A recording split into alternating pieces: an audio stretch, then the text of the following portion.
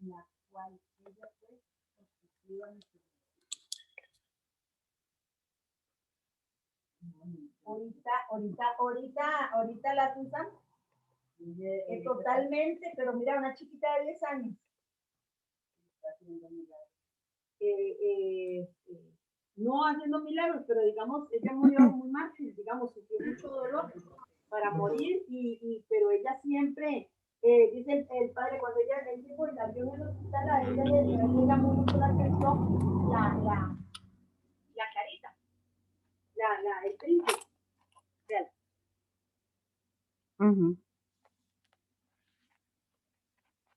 Y lo único que decía en toda la agonía, porque digamos las enfermeras le ponían agüita así en la boca, porque ya no podía ni tomar agua, ¿verdad? Y en esa agonía ella lo que decía es que ella quería ser misionera.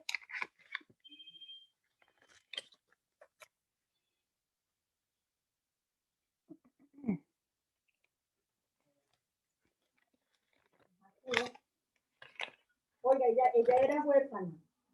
La mamá era mamá adoptiva. La mamá es mamá adoptiva. Ella no es la propia mamá, pero ella la adoptó, no dicen. Ella nació en Siberia, Rusia. Ella la adoptaron y se la llevaron a España. ¿Y la mamá ya murió o está? No, la mamá ya está joven porque vea que no chiquita, murió el domingo, ella murió el domingo. Por eso la propia. No se dice nada más se dice eso, que ella nació en Siberia y que ella, Teresa la adoptó y la puso Teresita a ella.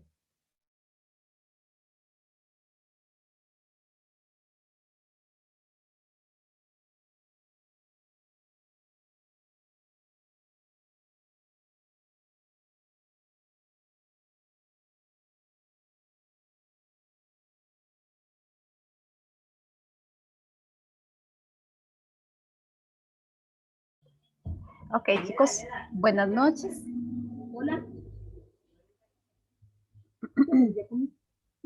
Buenas noches, profe. Buenas noches, chicos. Bueno, vamos a iniciar con la clase. ¿Ya comió? Lorena.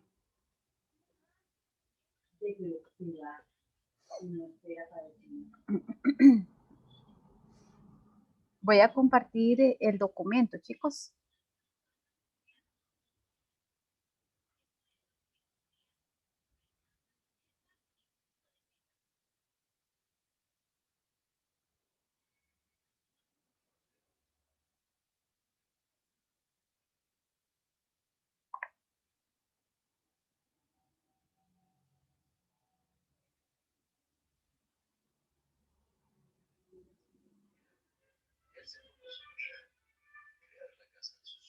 Ok, chicos, recuerden que el link siempre, a veces yo no lo envío, pero siempre es el mismo.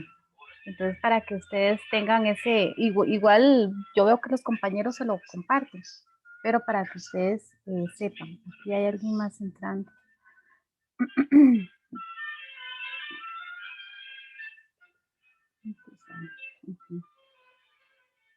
Ok, chicos, regálame un segundito.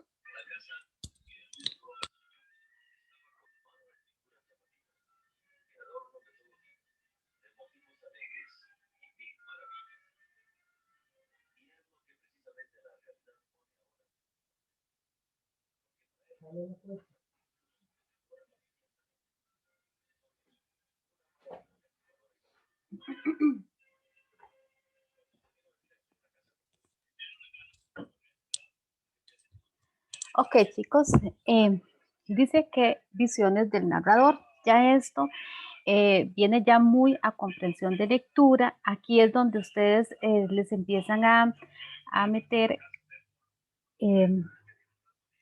partes de novelas o de cuentos, ¿verdad? Aquí es donde ellos empiezan a utilizar. Esta parte es como las primeras partes del examen, ¿verdad? Entonces dice, visión fuera del narrador. Recuerden que siempre toda novela o todo cuento Uno de los elementos de estos géneros literarios es el narrador. Muchas veces el narrador está dentro de la escena. Otras veces el narrador está dentro de la escena, pero no participa de la escena, sino es un testigo. Y otras veces el narrador no participa de la escena, no está dentro de la escena mirando, sino que más bien está como lo sabe todo, narra todo, sabe todo lo de los personajes, pero no participa ni está en la escena, ¿verdad? Entonces eso es lo que vamos a ver. Vean que vienen algunos ejemplos para que ustedes vean. Dice, visión fuera de. Es el narrador que lo sabe todo, sabe más que los personajes, narra en tercera persona, no participa de la historia, se llama narrador omnisciente. Este tipo de narrador, vean que dice visión desde afuera, ¿verdad?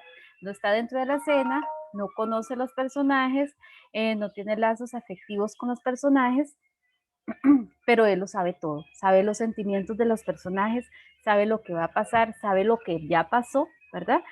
Y está siempre fuera. Y muy importante, él narra en tercera persona. Nunca narra como yo, no narra como usted o ustedes, sino narra en una forma muy general en tercera persona.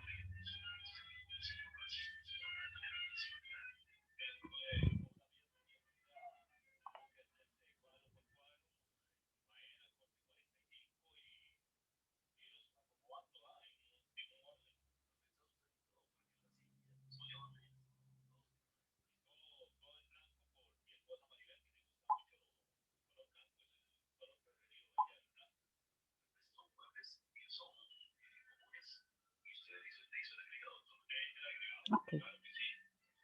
Muy bien, entonces vean el ejemplo. Apenas la blanca aurora había dado lugar a que el luciente Febo, con el ardor de sus calientes rayos, las líquidas perlas de sus cabellos de oro enjuagase, cuando Don Quijote, sacudiendo la pereza de sus miembros, se puso de pie y llamó a su escudero Sancho, que aún todavía roncaba.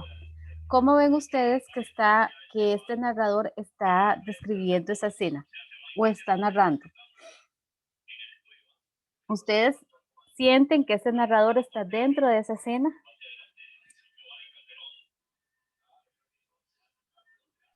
No, profe. No, él está fuera de la escena, ¿verdad? Este tipo de narrador se llama omnisciente. Y vean bien y analicen el párrafo. Apenas la blanca aurora había dado lugar a que el luciente Febo, con el ardor de sus calientes rayos, las líquidas perlas de sus cabellos de oro enjuagase. Cuando Don Quijote, sacudiendo la pereza de sus miembros, se puso de pie y llamó a su escudero Sancho, que aún todavía roncaba, ¿verdad? Entonces vean, no está dentro de la escena, ¿verdad? Pero él sabe, ¿verdad? Lo que está pasando, sabe que Don Quijote se puso de pie y fue a llamar a Don Sancho, ¿verdad? Entonces vean que es alguien que todo lo sabe. Este tipo de narrador se puede comparar con Dios, ¿verdad? Porque es como una persona suprema, ¿verdad? Que todo lo sabe, todo lo narra, pero sin embargo no la vemos de dentro. Ok. Visión desde afuera.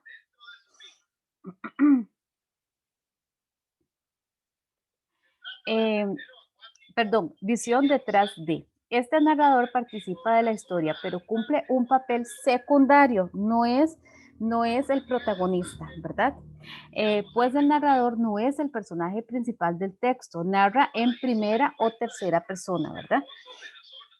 Conoce tanto como los personajes, se le conoce como narrador testigo. Es aquel que sí está dentro de la escena, pero no es el protagonista. La escena no gira alrededor de él, solamente hace un papel de testigo, ¿verdad? Dice, todos conocíamos en el sugestivo apodo de Cususa a un poder zapatero de ojos azules pequeñitos, perdidos debajo de la espesura hirsuta de unas cejas grises, que cuando les susurraba producía la cómica impresión de que los bigotes se le hubieran subido a la frente.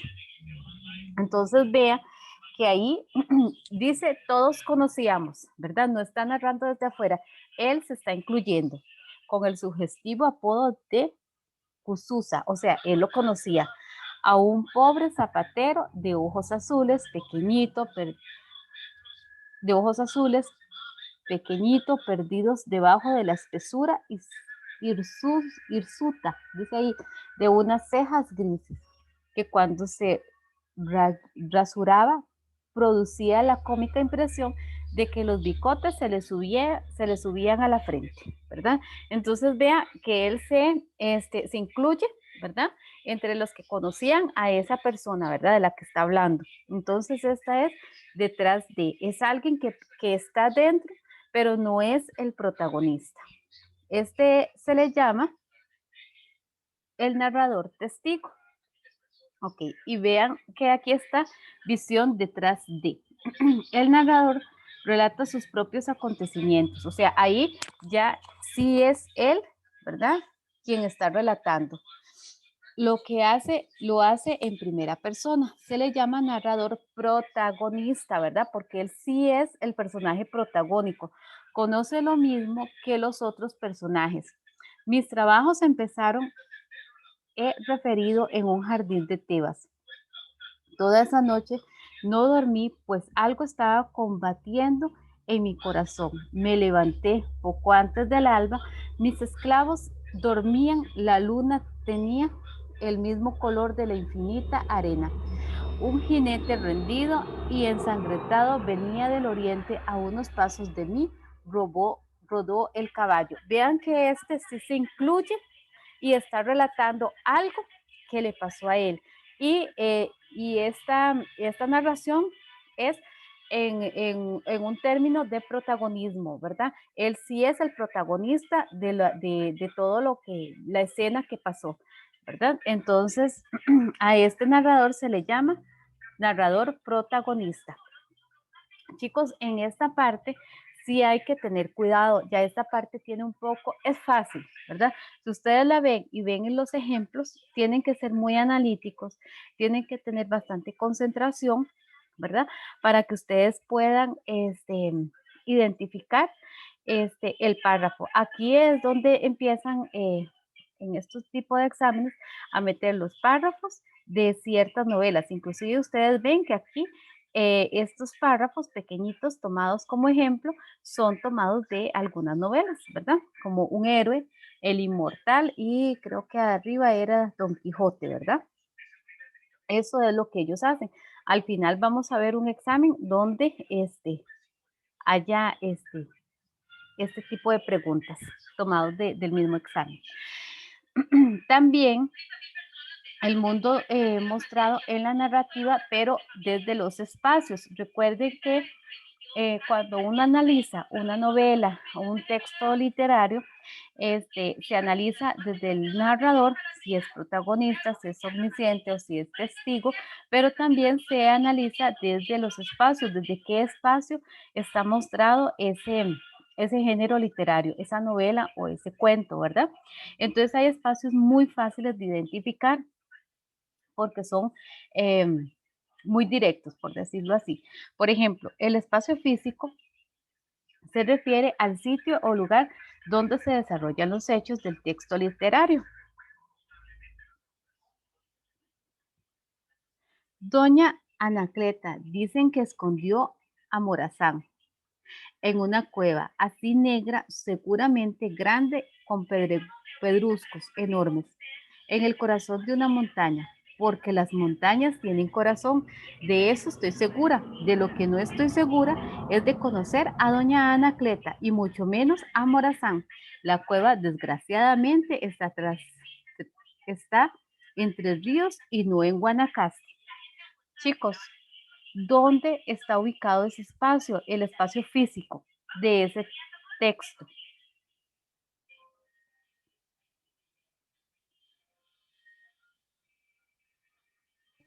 Entre Ríos.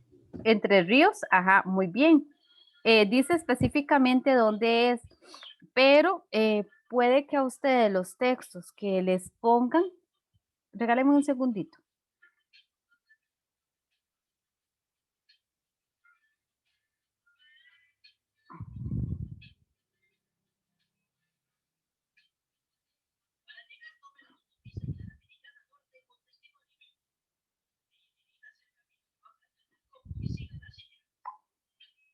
Ok, a ustedes no les van a preguntar, bueno, no sé, Alicia en el País de las Maravillas, ¿dónde estaba? ¿En Guanacaste, en Punta Arenas, en España? No, ¿verdad? Ahí dice algo más en general y sí lo está. Sí está en qué sitio se desarrolló esa escena en el espacio físico. Y se las voy a volver a leer para que ustedes analicen. Doña Anacleta dicen que escondió a Morazán en una cueva así negra, seguramente grande, con pedruscos enormes, en el corazón de una montaña, porque las montañas tienen corazón, en eso estoy segura. De lo que no estoy segura es de conocer a doña Anacleta, y mucho menos a Morazán. La cueva, desgraciadamente, está en Tres Ríos y no en Guanacaste. ¿Cuál será el espacio físico? Es el, Ah, el compañero tenía razón, ¿verdad? Ahí menciona Tres Ríos, pero no en todos los textos va a mencionar algo tan específico, ¿verdad? ¿Cuál dice el compañero? en ese caso sería en la cueva, Ajá, pero hay algo más en general pero también El podría corazón ser en de la la montaña. montaña, profe. en la montaña. Ujú. En la montaña, porque ustedes ven, bueno, ahí en la cueva está bien, ¿verdad? Pero el espacio físico realmente ahí se desarrolla en la montaña. Se puede desarrollar en un bosque, se puede desarrollar en la ciudad, se puede desarrollar en un río, ¿verdad? Entonces hay que ser bien, en este caso, ¿verdad? En este ejemplo, pues sí era muy específico, ¿verdad? Pero no en todos los fragmentos que a ustedes les vayan a poner va a ser así de específico, ¿verdad? Entonces sí hay que tener cuidado en eso, ¿verdad? Aquí el espacio físico era la montaña, hablaba de una cueva, hablaba de grandes pedruscos, enormes pedruscos. Entonces en una playa no se da ese tipo de paisaje, ¿verdad? En una ciudad tampoco, era en una montaña. Ok.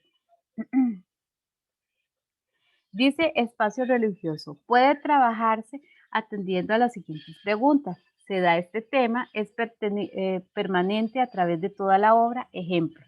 Vean que el espacio religioso es todo lo relacionado con religión, con templo, con sacerdote, con misa, con oración, con todo temas relacionados con este tema. Entonces podemos identificar. Es importante recordar que no en todos los fragmentos va a aparecer todos los espacios, ¿verdad? Obviamente a ustedes les van a poner un fragmento y les pueden decir, bueno, en este fragmento se representa el espacio religioso o aparece el espacio religioso, el espacio educativo, espacio físico. Entonces, ustedes van a determinar qué tipo de espacio aparece en ese fragmento pequeñito que les están poniendo. Dice, todo empezó cuando nosotras, sí, padrecito, nosotras dos, Sor Ermita y la que le habla, descubrimos que estaba poniéndose muy raro. Sí, padrecito, pésame. Dios mío, y me arrepiento de todo corazón de habernos ofendido. Pésame por el infierno que merecí y por el cielo que perdí, pero mucho más que me pesa porque pecando ofendí a un Dios tan grande y tan bueno. Entonces vean que aquí específicamente el fragmento es religioso, ¿verdad? Habla del peso de conciencia, ¿verdad? Por el pecado. Está hablando con el sacerdote, está mencionando a Dios. ¿Qué más? O sea, todo lo que habla está mencionando inclusive el infierno. Entonces, todo lo que habla tiene que ver con el espacio religioso. Entonces, el espacio que aquí se evidencia es obviamente el religioso, El ético o el moral habla todo lo relacionado con ética, con moral, con comportamiento, con cosas tachadas por la sociedad, ¿verdad? Comportamientos tachados por la sociedad. Ustedes ven que hay algunas novelas que son muy enfáticos en este tipo de temas, ¿verdad? Y se da mucho, ¿verdad? El qué dirán, el cierto comportamiento, ¿verdad? Entonces, vean, dice, este aspecto se deduce de la actitud, la conducta y las acciones de cada personaje, ¿verdad? Si son buenas, si hacen cosas escondidas, si, no sé, hacen cosas fuera de lo normal, ¿verdad? Hay que observar si lo ético es tema fundamental, ¿verdad? En la obra, si es secundario o si no se trata. Son juicios sobre lo correcto y lo incorrecto, ¿verdad? Sobre acciones totalmente, actitudes en el tema de la conducta. Y vean aquí el fragmento. O envidia de infinitos males que carcomen las virtudes, todos los vicios. Sancho traen aún no sé qué de deleite consigo, pero la envidia no trae sino disgustos, rencores y rabias. ¿Qué les parece a ustedes ese fragmento?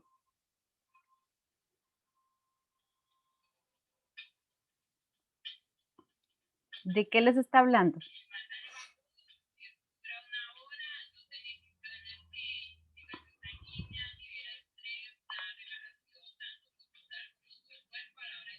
Profe, bueno, de la envidia, ¿no? Ajá.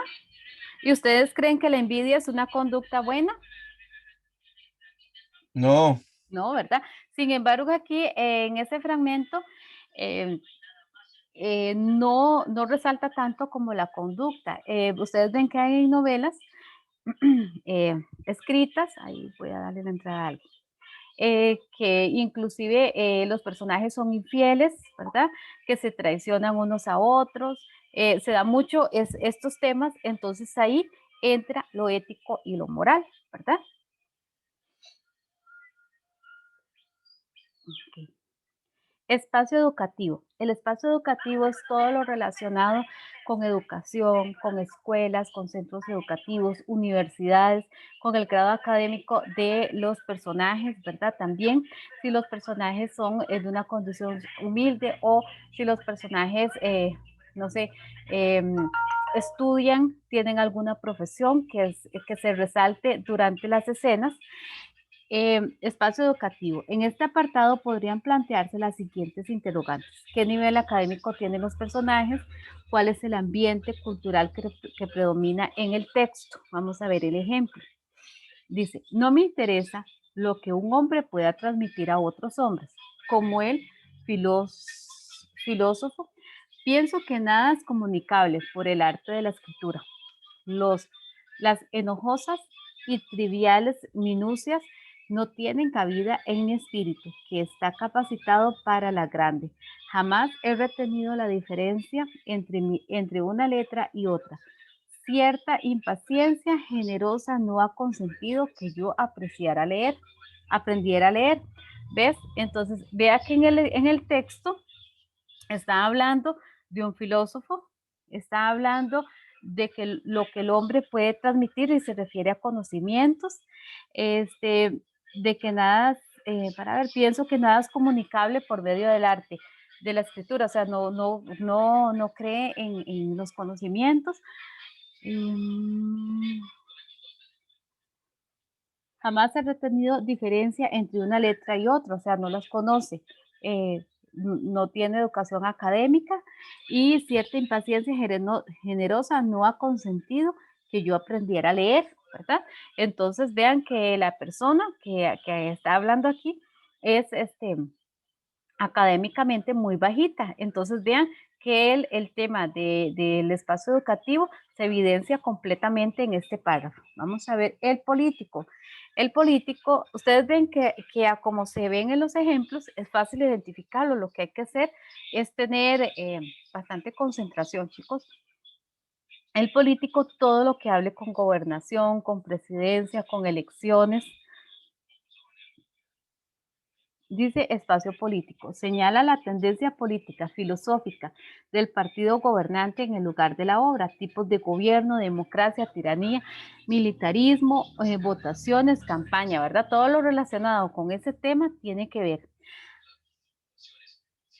Abandoné el rancho y pocos minutos después estaba examinando el lugar en que me iban a efectuar las famosas elecciones de Talamanca. ¿Ves? En un tema, en un párrafo de dos renglones, vean que se evidencia el tema. Y también el psicológico, chicos, el psicológico es todo lo que trata con emociones, con con el interior de los con sentimientos, con esperanzas, con obsesiones, eh, eh, ¿qué más? Con la actitud inclusive de los personajes, pero refiriéndose a las emociones, sentimientos, toda esta cuestión. Dice, este espacio se refiere al mundo interior de los personajes, ¿verdad? Del por qué se comportan de esa manera tales personajes, por qué celan tanto, por qué se obsesionan. Ustedes han visto que en muchas obras literarias hay algún personaje que se obsesiona con otro de una forma amorosa, ¿verdad? Todo esto tiene que ver con el tema de psicología. Se estudia todo lo relacionado en conflictos intensos, emociones, sentimientos, dudas, triunfos, fracasos, temores, obsesiones, esperanzas, anhelos, propósitos, y puede afirmar que este espacio se encuentra en todos los textos literarios. Muy importante, ¿verdad? Es importante que acá dice que este espacio se encuentra en todos los textos, ¿verdad? Porque es muy difícil que el espacio psicológico no se desarrolle, ¿verdad? En los personajes. Sin embargo, recuerden que a ustedes les ponen un fragmento pequeñito y este fragmento pequeñito está enfocado en uno de los espacios, ¿verdad? Aunque este espacio psicológico esté en todos los géneros literarios, ¿verdad? O en todos los textos literarios, puede ser que el fragmento que a ustedes les están poniendo se vea evidenciado el espacio físico o el espacio político, ¿verdad? Aunque el resto de la novela sí lo tenga, ¿verdad? El espacio psicológico. Entonces eso hay que tener cuidado. Se puede hacer, bueno, ahí ya lo leí, ya que son demasiados los escritores que se valen de la psicología de los personajes en sus textos, ¿verdad? Entonces es importante que los escritores, de ahí es como el tema para llamar la atención, ¿verdad? Para causar polémica inclusive, ¿verdad? Y para que la obra pues sea leída. El sábado la impaciencia la despertó, la impaciencia no la inquietud, y en singular alivio de estar en aquel día. Por fin, ya no tenía que tramar y que imaginar dentro de algunas horas alcanzaría la simplicidad de los hechos. Entonces, ¿qué se evidencia ahí en el personaje? La impaciencia, profe. Ajá, hay sentimientos, hay impaciencia, dice que es impaciencia, no inquietud. eh, Hay alivio al llegar a aquel día, ¿verdad? Por el día que desean que se llegue. Ajá, ok. Entonces vean que ahí la impaciencia y el alivio son los sentimientos que están, ¿verdad? Presentes. Y para ver, y este sería ya para ver, ¿qué hay más? Ah, sí, todavía falta. Okay. Dice que el espacio laboral es todo lo que se refiere a trabajos, desempeños, ¿verdad? Referente al trabajo, cualquiera de este que sea, y las condiciones en las que los trabajadores se desenvuelvan, si son apropiadas o si no lo son, ¿verdad? Hay obras que se refieren a esclavitud, inclusive hay obras que a esclavitud, a maltrato de personas en la parte de servidumbre, ¿qué más? Sí, dice, cuando regreso al mediodía a la fonda para pasar en limpio los pedidos, están sentados muy tranquilos despachando el desayuno, pero si yo, con el jefe que me ha tocado, pretendiese hacer igual que ellos, sería despedido en breve, ¿verdad? Entonces vean que está tocando, inclusive acá bueno, es el ejemplo de lo laboral, pero también está tocando la parte moral, ¿verdad? Me parece a mí que también se puede ver, quizás con el texto un poco más amplio, podemos ver también que toca la parte moral, ¿verdad? Pero nos vamos a enfocar en la laboral, ¿verdad?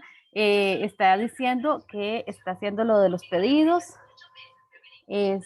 para ver, sí, sí, es un trabajo, ¿verdad? Como, no sé, como tal vez de soda o algo así, ¿verdad?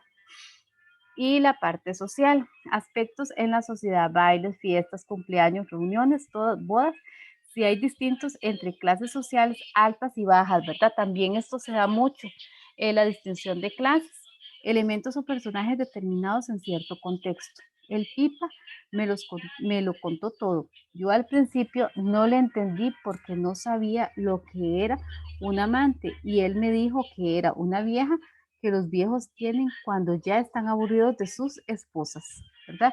Entonces vean que aquí se evidencia, ¿verdad?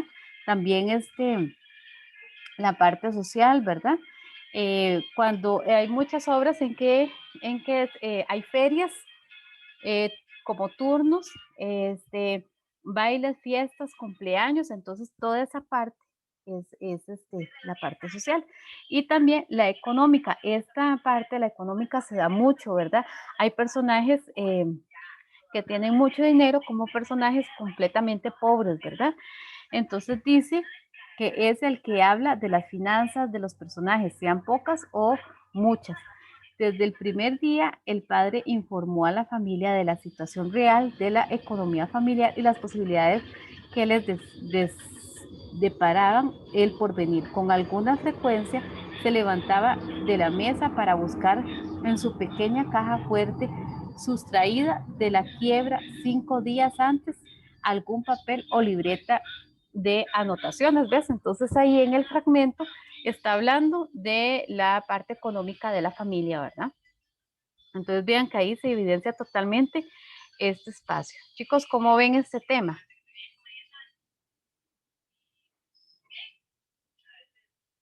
Bien, profe, es fácil, solo es como de ponerle, o sea, leer bien cuando uno lo está haciendo. Exactamente, ¿verdad? Es la parte que yo les decía a ustedes que acá es donde aparecen las novelas, ¿verdad? Que están sugeridas para ustedes. Y aparecen esos fragmentos, ¿verdad? Vean que todos los fragmentos son tomados de novelas, ¿verdad? Es aquí donde a ustedes se las van a poner y aquí donde a ustedes les van a preguntar qué tipo de espacio, qué tipo de narrador, ¿verdad? Entonces es importante eso, chicos. Por eso yo les decía a algunos, no sé si de este grupo o del otro, que me han preguntado si es necesario leer las novelas. Pues evidentemente, si ustedes la leen, pues van a tener mayor conocimiento, ¿verdad? Pero vean que con solo el fragmento, a ustedes les van a preguntar solamente del fragmento que a ustedes les van a poner, no les van a preguntar de la novela entera, ¿verdad? Entonces, no es que no sea necesario, porque por supuesto, si ustedes leen en la obra entera, pues como les digo, van a conocerla toda y va a ser más fácil responder. Sin embargo, yo entiendo que por cuestiones de trabajo y de que esta no es la única materia, porque bien es cierto, español es fácil. Ustedes ven que los temas de español son sumamente fáciles, pero sí tiene bastante materia, ¿verdad? Con todo en las novelas, por leerlas es un montón, más otras materias, pues es mucho. Y si le sumamos las otras responsabilidades como el trabajo, la casa, los que tienen hijos y demás, entonces sí es bastante, ¿verdad? Okay. ¿Puedo cerrar este documento, chicos, para abrir algún examen, para poder verlo? Sí, profe, gracias. Sí, profe, gracias. Ok, entonces voy a cerrarlo. Voy a abrir un examen para que podamos ver cómo viene en los exámenes. Los exámenes, aunque sean exámenes, ustedes ven, bueno, es un examen muy viejo, del 2015, ¿verdad? O de 2016. Hace 4 o 5 años siguen saliendo muy parecidos, chicos. No ha variado tanto. Y estamos basados en los temarios que el ministerio mandó este año, ¿verdad? Entonces,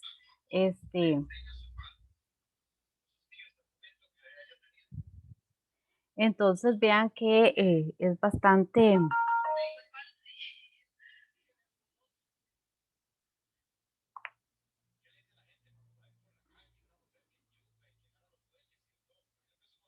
Era así, mejor. No, este está. Ya hizo. Ok.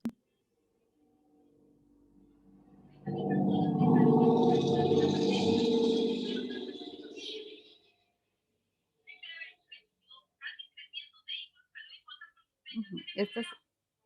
Ok.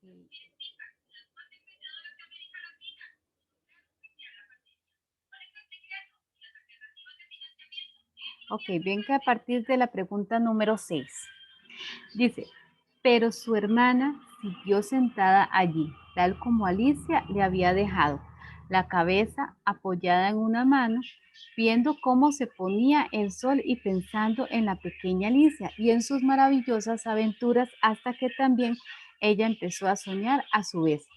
Y este fue su sueño. El fragmento anterior se presenta un narrador omnisciente, chicos. Entonces recuerden las características del narrador omnisciente, porque vean que aquí ya en la pregunta está diciendo que el texto es omnisciente, ¿verdad? Eso no es lo que está preguntando. Lo que está preguntando son las características. Dice, porque cuenta su propia historia, describe únicamente lo que ve a su alrededor, desconoce a profundidad los sentimientos de los personajes, narra en tercera persona y no aparece en el texto como un personaje más. ¿Cuál sería? La D. La D, profe. La D, ¿verdad? Entonces en eso hay que estar atentos, porque ya el fragmento nos está diciendo que es omnisciente. Es más, ya ustedes saben que Alicia en el País de las Maravillas es un texto que el narrador es omnisciente, ¿verdad? Para que ustedes ya lo sepan, por si les vuelve a salir. Ok, vamos a ver. Somos una familia rara en este país donde las cosas se hacen por obligación y fanfarronería. Nos gustan las ocupaciones libres, las tareas, porque si los simulacros que no sirven para nada, tenemos un defecto, nos faltan originalidad. Casi todo lo que decidimos hacer está inspirado, digamos francamente, copiado de modelos célebres. En el fragmento anterior se presenta al narrador protagonista porque cuenta su propia historia junto a su familia, los hechos que él observa sin participar de ellos, en tercera persona lo que sienten los personajes, los acontecimientos de sus familiares sin involucrarse. ¿Cuál sería? La A, La A. profe. La, ¿verdad? Porque ahí ya está diciendo que el narrador es protagonista, ¿verdad? Entonces, el protagonista cuenta su propia historia. Vea que estas preguntas inclusive están fáciles, ¿verdad? Porque eh, no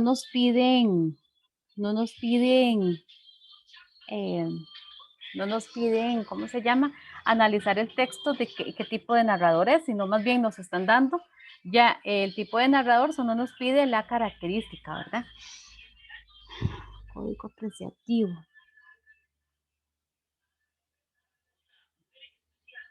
Okay. Vean aquí, dice, la inteligencia y el carácter de Arthur Germain, sin embargo, compensaba su aspecto, culto y dotado de talento. Ah, bueno, pero es que este es el habla. Eso no lo hemos visto.